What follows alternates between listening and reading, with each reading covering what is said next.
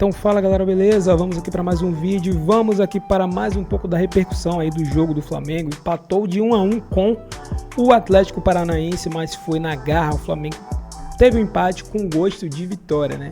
E também teve as polêmicas, e vamos ver aqui mais informações sobre as polêmicas do gol impedido do Gabigol e também do pênalti aí, né? Que foi muito questionável. Tem o áudio do VAR, novas informações, então deixa o like aí. Se inscreve no canal, ativa o sininho e vamos ver a imprensa falando aí sobre esse empate do Flamengo, trazendo os detalhes das polêmicas com a arbitragem que foi péssima, né? Créditos à ESPN novamente e vamos agora ver aí a repercussão de Flamengo 1 e também Furacão, né? Atlético Paranaense 1 também, vamos ver. Nosso giro pelo Campeonato Brasileiro, vamos de Atlético Paranaense e Flamengo.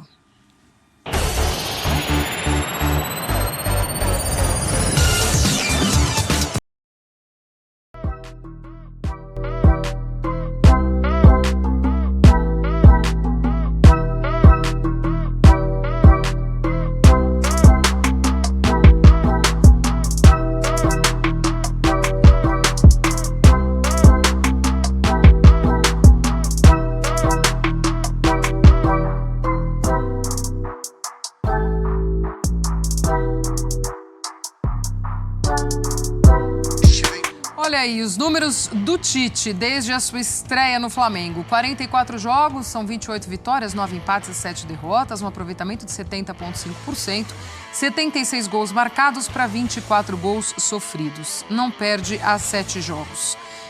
Essa partida aí com o Atlético Paranaense também teve muita polêmica, até muita falação depois, mas um Flamengo que busca esse resultado, né? Eu acho. Né, dentro de campo.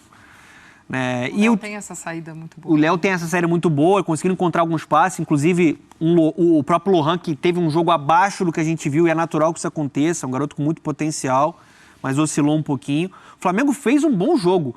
Eu acho que o recado que o Flamengo passa nesse empate contra o Atlético, é difícil você pontuar lá, é maturidade, força do trabalho. É o melhor momento do Tite no comando técnico do Flamengo, porque a gente viu um time equilibrado, defensivamente, produzindo também ofensivamente, mesmo com o meio-campo dilacerado, né? Uhum. Sem De La Cruz, sem Arrascaeta. E que funcionou muito bem mesmo. Funcionou. Assim. O time jogou bem. E o Donan falou meio Tite, né? Maturidade. É isso. Um pouco fanho aqui, mas... maturidade. A questão do Ortiz tem me chamado a atenção mesmo. Ele já tinha ido bem no jogo anterior, na função.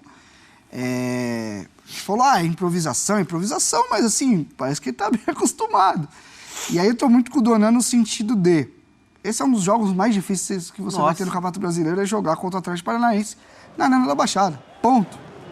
Acabou, não tem como. E você trazer ponto de lá, como disse o Donan, em vários momentos jogando, não é só se esperando atrás e tal. A gente nem espera isso de Flamengo, né? Uhum. Culturalmente é um clube que se jogar assim, a torcida, mesmo se ganhar, a torcida fica meio brava.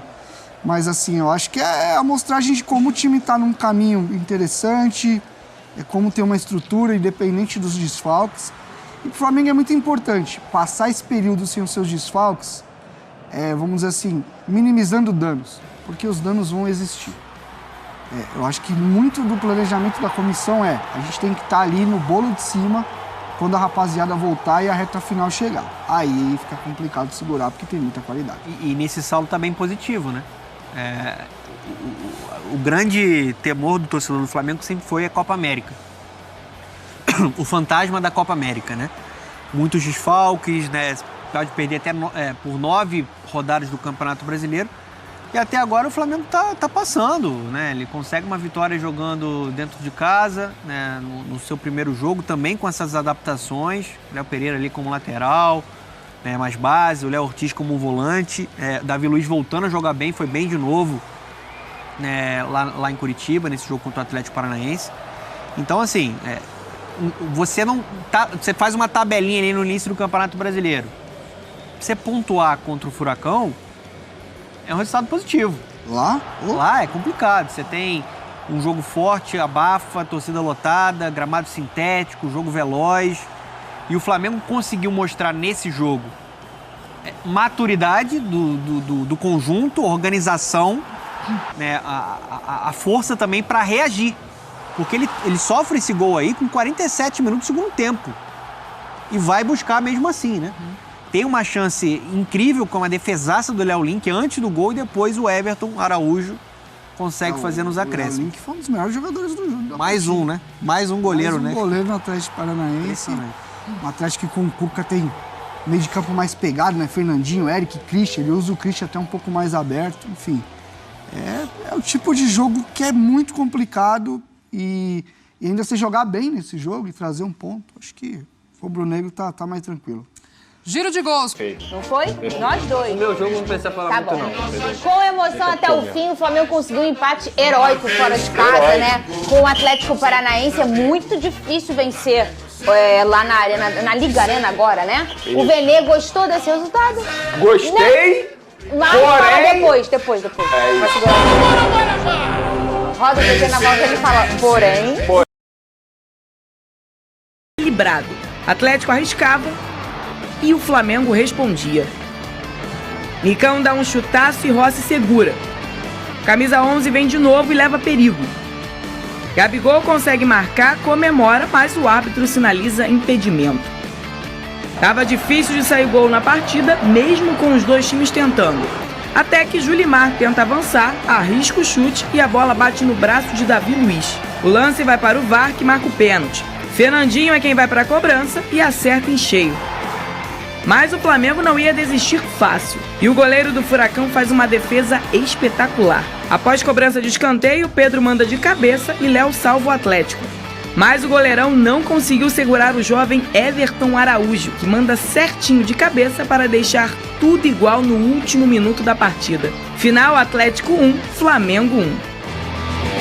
Boa tarde, Lucas Pedrosa, Vene Casagrande, você de casa. Obrigada por deixar a gente almoçar na sua casa, entrar na sua casa, no seu estabelecimento, no seu horário do almoço.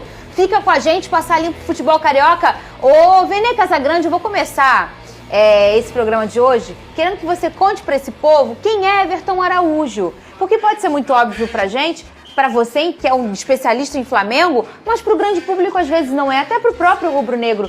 Quem é Everton Araújo? Ele fez o gol do empate. Esse gol, como vocês viram no VT, foi no finalzinho do jogo, né? Finalzinho não, literalmente no último lance, isso. Porque teve o gol e o árbitro logo depois apitou o fim da partida. Everton Araújo, um jogador de 21 anos, ele é volante de ofício. Ele chegou ao Flamengo em 2022 por empréstimo junto ao Volta Redonda, inclusive um elogio à categoria de base Volta Redonda, que vem revelando muitos jogadores, não só para o futebol carioca, mas também para o futebol brasileiro. E depois de um período, o Flamengo decidiu exercer a opção de compra junto ao Volta Redonda, comprando esse jogador por R$1.100.000. Reais, por 70% dos direitos econômicos. 21% ainda pertence ao Volta Redonda e 9% pertence aos empresários do atleta. Ele é um jogador que chegou inicialmente para a categoria de base e aos poucos foi ganhando rodagem, foi ganhando experiência, foi conquistando seu espaço, sobretudo com o técnico Tite, que gosta bastante desse jogador. Inclusive é um jogador versátil, porque eventualmente ele faz a lateral direita quando é preciso. E é um jogador extremamente trabalhador no dia a dia, isso aí sem demagogia. É um cara que gosta de assistir a muito vídeo, que pergunta sempre, quando ele fica na dúvida depois do treino, ele procura a comissão técnica para perguntar, olha, eu não entendi o que vocês quiseram passar, vocês podem me explicar novamente? Então ele sempre busca evoluir e o resultado está aí. Obviamente que se a gente for parar e analisar um gol, foi um gol simples, entre aspas, de cabeça. Mas é um gol que, querendo ou não, presenteia um jogador que vem buscando muito espaço dele. Então, parabéns ao Everton Araújo. E para quem não sabe, uma curiosidade, antes do jogo ele acabou mandando uma mensagem para a namorada falando, hoje eu vou fazer um gol. E aí a namorada falou, estou na torcida por você, e acabou acontecendo no último jogo. Então, parabéns ao Everton Araújo e parabéns também a todos os garotos da categoria de base do Flamengo. Para quem não sabe, embora o elenco do Flamengo seja um elenco recheado de bons jogadores, ontem, dos 12 no banco de reservas, inicialmente, 11 eram na categoria de base, apenas o Gabigol não era. Então é um trabalho que o Flamengo vem fazendo há muito tempo e está dando certo, não porque o Everton Araújo fez o gol, mas outros jogadores também têm dado conta do recado. Essa é a mensagem aí que ele mandou para a namorada dele, olha que bonitinho, ele botou, fui amor, até logo. Aí ela falou, até vida, te amo demais. Aí ele colocou, vou fazer um gol hoje. Ela disse, tô na torcida, amém. É isso aí, ô Lucas Pedrosa? É romântico. Quando a gente fala... Tá vendo? Poderia ser a gente, mas você não colabora. Você sabe pra quem que ele falou isso, né? Começa com Arrasca e termina com Eta. Se vai, ele é casado, Vene, calma. Ô, Lucas Pedrosa, e quando a gente fala, passou a semana inteira temperando esse assunto. Não tem peça, vai improvisar, meu Deus do céu, usar a versatilidade de jogadores e blá, e blá, e blá, e blá. O Vene traz o recorte de 9 jogos meio destroçado, o Flamengo, vamos chamar assim, e a gente fica na expectativa de o que vai acontecer, qual nova história do futebol vai surgir nesse momento, porque é a oportunidade, que é um trem aberto, com um vagão só do trem aberto, passando em movimento, alguém tem que pular. Perfeito. E quem pulou foi esse menino até agora, né, ô Pedrosa? Terão outras oportunidades aí. Eu diria que não só ele, Fernanda. O Everton, é claro, fez o gol, tem que parabenizar pela história dele e também pela garra do Flamengo. Eu acho que times campeões se fazem nesses momentos, onde você está com 1-0, tomando a derrota fora de casa e mesmo assim você consegue buscar o resultado porque você acreditou.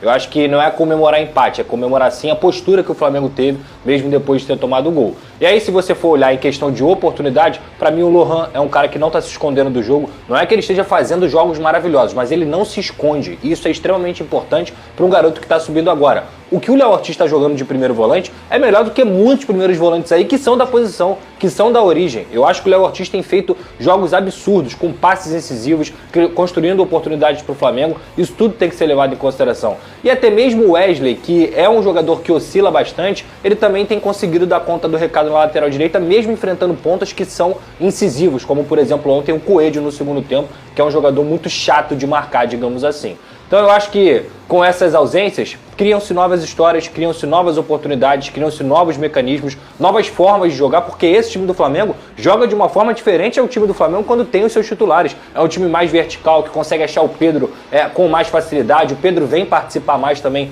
como camisa 9. E ontem jogou de igual para igual contra o Atlético Paranaense. Para mim foi um ótimo jogo na Arena da Baixada também. Tem que respeitar a equipe do Atlético, que é muito chata, é muito organizada. E para mim o resultado tem que ser comemorado pelo Flamengo. Resultado justo esse pro Flamengo? Então, eu gostaria de finalizar aquele meu pensamento antes do VT. Eu não achei justo, não. Eu gostei do resultado diante das circunstâncias, diante do cenário, diante de um Flamengo que iniciou a partida com 9 desfalques, é praticamente um time inteiro, e que durante o jogo ainda perdeu o seu melhor jogador naquele determinado momento, que foi o Léo Ortiz, que estava fazendo uma grande partida, que pediu para ser substituído por um problema físico. Não gostei do resultado, mas não gostei porque eu achava que o Flamengo mereceu vencer. Eu acho que é um jogo que, acima de tudo, mostrou que os jogadores estão com espírito vencedor, um espírito de campeão. Depois de ter tomado o gol aos 46 minutos do segundo tempo, se a gente for parar e analisar os jogadores, a reação dos atletas, sobretudo o goleiro Rossi, vibrando, partindo para cima para buscar o empate, é isso que um jogador do Flamengo tem que ter. Você pode não conseguir a vitória ou até mesmo perder, mas você não pode jamais aceitar a derrota. E eles não estavam aceitando a derrota ontem. É isso que faz a diferença. É o espírito vencedor, o espírito de um time campeão. E esse empate aí eu considero heróico, um empate extremamente importante, porque querendo ou não, deixa o Flamengo ali perto do líder, que atualmente é o Botafogo. A força mental também, porque antes, essa defesa aqui, pode voltar um pouquinho? Do Pedro, né? Essa defesa na cabeçada do Pedro, do goleiro Léo, né, do Atlético Paranaense, essa foi uma defesa no final, e é aquele tipo de defesa que a gente que não é Flamengo, nem Atlético tá assistindo, fala, acabou o jogo. Acabou. A gente já tem um herói, o nome dele é Léo, e esse jogo tá acabado, né? Porque como é que você, o jogador do Flamengo, depois de uma defesa dessa, fala assim, cara, a defesa da vida do cara, o DVD dele. Verdade. Eu não tenho mais força pra tentar mais nada, porque e ele é o reserva, você tem... Exato. Você que água tem lá? Tem, de goleiro, ele com é certeza. Pode soltar essa imagem? Consegue? Olha essa defesa. Isso aí foi no lance anterior, pra quem não assistiu ao jogo. Foi um lance anterior. Lance anterior. Esse é o tipo de defesa que você acaba com tudo, Pedrosa. É um gol. É um gol. É um mas gol. É uma água fria que você joga no Flamengo, Claro. por exemplo. E o Flamengo não sentiu esse golpe dessa. Olha essa defesa. Isso é uma coisa. Foi na pontinha dos 3 últimos dedos, o Lucas Pedrosa, pra mim, até aqui, é a defesa do campeonato. O campeonato tá no início ainda, né? Mas a defesa do campeonato. Você não tomar um balde de água fria numa defesa dessa e no lance seguinte fazer um gol parecido, porque foi uma cabeçada no mesmo lugar do Pedro, é incrível, mostra a força mental do Flamengo. Isso é espírito. Primeiro que a cabeçada do Pedro, ela não foi só uma cabeçada na pequena área, mas ela foi forte. Foi. Então isso é questão puro de reflexo. Foi uma defesaça. E aí é o que a gente está falando, é o espírito realmente de não ter um Flamengo que tinha se entregado durante o jogo, muito pelo contrário. E pra mim, cara, tem um cara também que é muito importante nessa vontade e teve uma missão muito difícil ontem, que foi marcar o Fernandinho, que foi o Gerson. Para mim, o Gerson fez uma partida também maravilhosa, porque o que ele marcou o Fernandinho, o que ele deu trabalho pro Fernandinho também, ele estava sem se a bola. ali, assim, né? Foi uma disputa individual mesmo. E ele é um cara que trouxe esse espírito, toda hora ia cobrar o Daronco quando tinha algum tipo de problema na questão da arbitragem. Ontem ele se portou realmente como um capitão, ele mostra como o espírito do Flamengo mudou nesse momento. E jogou novamente no sacrifício, ele e Fabrício Bruno. Os dois, se todos os jogadores estivessem à disposição no Flamengo, dificilmente os dois iniciariam a partida. Jogou muito. O Fabrício Bruno com problema no tornozelo, mal conseguia correr direito, e o Gerson com fortes dores no joelho. E o Daronco, que foi criticado por conta dos acréscimos, inclusive o Cuca ganhou até um cartão por conta que ficou bravo, ele deu 7 minutos, né? E depois ele deu mais 1 minuto, mais 1 minuto. E aí, nesse 1 minuto que saiu esse gol, e a torcida do Atlético ficou brava. Mas ele deu por quê? Porque a gente aqui no futebol brasileiro, a gente tem uma cultura de ficar fazendo cera. Os jogadores do Atlético ficaram fazendo cera, o Daronco foi lá e deu mais 1 minuto. Simples assim. Se eles não fizessem cera, o Daronco não teria dado mais 1 minuto. É isso. Os jogadores do futebol brasileiro, eles têm essa péssima cultura. E eu falo os jogadores, porque todo time faz isso, de fazer cera.